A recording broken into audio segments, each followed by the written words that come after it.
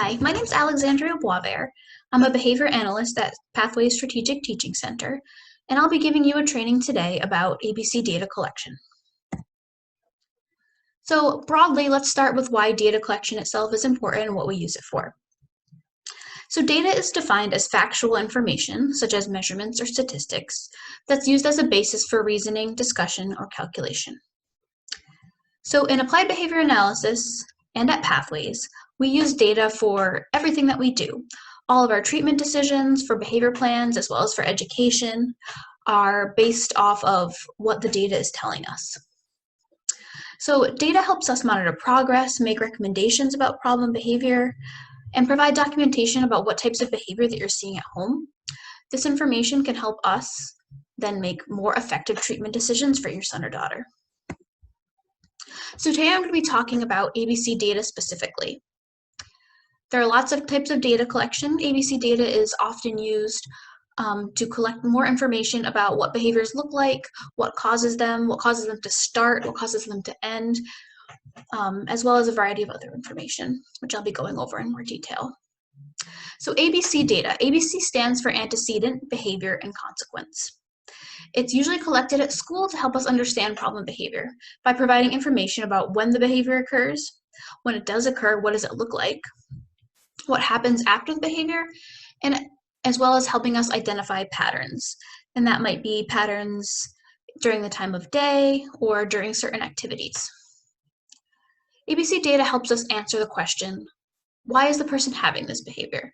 What is the person getting from this behavior?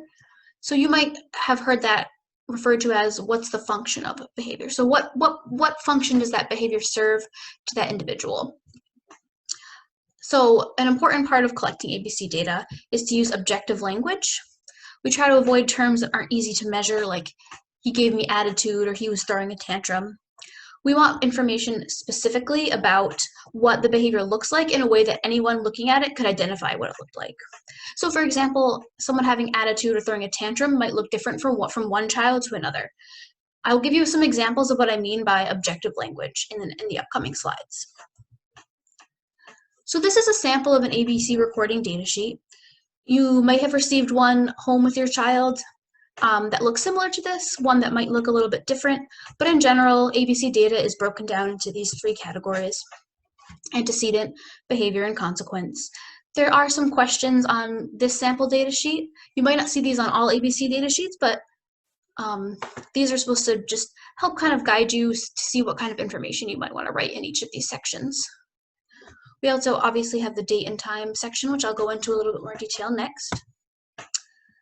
So as far as the date and time column, we want to know the day of the week, as well as the start and end time of the behavior, and just the date as well. So this column can help us obviously keep track and organize the data, as well as identify patterns temporally. So does the behavior tend to occur at a certain time of day? Helps us understand how long these behavioral episodes are lasting. So an episode that lasts 5 minutes is obviously very different than a behavior that might last for 5 hours. So those two types of behaviors would potentially lead us to recommend different treatments. So this information is very helpful for several reasons. So just making sure to include the date, the start, and end time of the behavior or the behavioral episode. So the first column of ABC is antecedent. So in this column, you're going to record any notes of anything that was going on in the environment prior to the problem behavior occurring. There are questions on the datasheet to help guide you, but any additional information that you might be able to provide is also helpful. You can never have too much information with ABC, so if something doesn't fall within the confines of these example questions, feel free to record that as well. So some information you might want to put here is where were you and where were your child? Were you in a certain room? Were you in the bathroom? Were you in the bedroom for a bedroom routine? Were you in the living room watching TV? So what were they doing before the behavior occurred? Was it leisure time? Was this child just watching TV? Were they watching something on their iPad? Were they doing an activity that they typically like? Were they doing an activity that they don't typically like? What were you doing and saying before the behavior? So did you ask them to put away their favorite toy? Did they ask you to watch a video and you told them, no, it's not time for that? Did you let them know that it was time for bed? Did you know that it was time to take a bath? So any kind of information about the environment is helpful here. And that can also include, was the environment loud? Was it quiet? Did a sibling just walk into the door? Did a person that the person preferred leave the room? Did they enter the room? So, as I said, there's many things that you can include in this category, but just keeping it objective, measurable, and making sure that you're providing all relevant things that occurred in the environment. Okay, so the behavior section is just an objective description of what the behavior looked like. So what did the child do? What did they say? In this section, please record exactly what the behavior looked like. It's helpful to be as objective as possible when describing the behavior. So an example of an objective way to describe a behavior would be Bobby hit, cried, and slammed the table 5 times.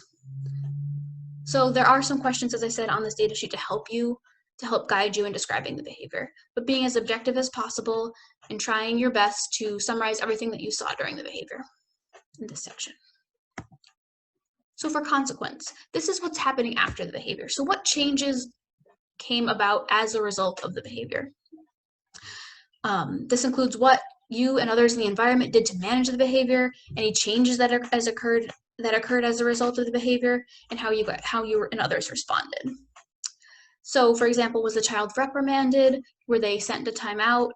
Was the work demand that they were previously asked to do withdrawn? So did you ask them to go to the bathroom and brush their teeth?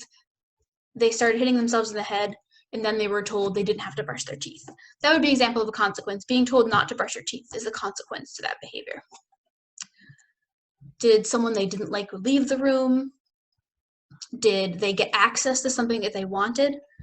So if you told them, no, we can't watch videos right now, and they started screaming, and then you turn the TV on so they could watch the videos, that would kind of be a consequence to the behavior. Again, as much information as you can. More information is always better than less information for this. So here's an example of what an ABC data sheet might look like when it's completed. I give 2 examples of 2 different behavioral episodes. So for the first one, the antecedent conditions was that the child was finishing breakfast in the kitchen, and the person filling this out is their parent, and the parent thought it would be a good time to run the dishwashing lesson. So John had just finished his cereal and orange juice for breakfast, and I asked him to wash the dishes. John screamed, he said no, no, no, and pushed away his bowl. I pointed towards the sink to indicate that he needed to wash his dish, and John started stomping his feet and hitting himself in the head. So the consequence of this behavior was that I calmly waited for John to pick up the bowl and bring it to the sink to wash. I reminded him that if he washed the bowl, then he'd be able to watch his video on the iPad later. The second episode, they were at the table completing arts and crafts projects, cutting and pasting shapes onto a piece of paper. You prompted him to tell him what shape that you were holding up.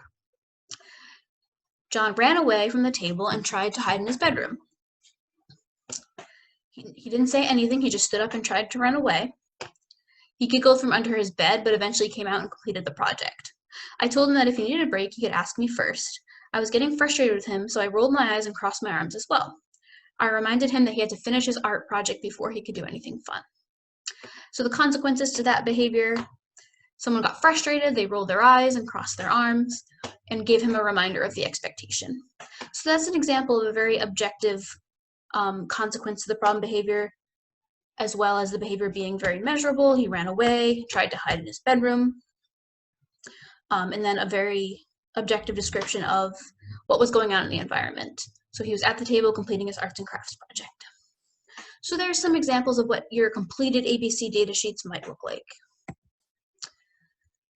And so in summary, data collection is used to make treatment decisions and identify the why of problem behavior. ABC data collection should be objective and as descriptive as possible. Thank you for watching.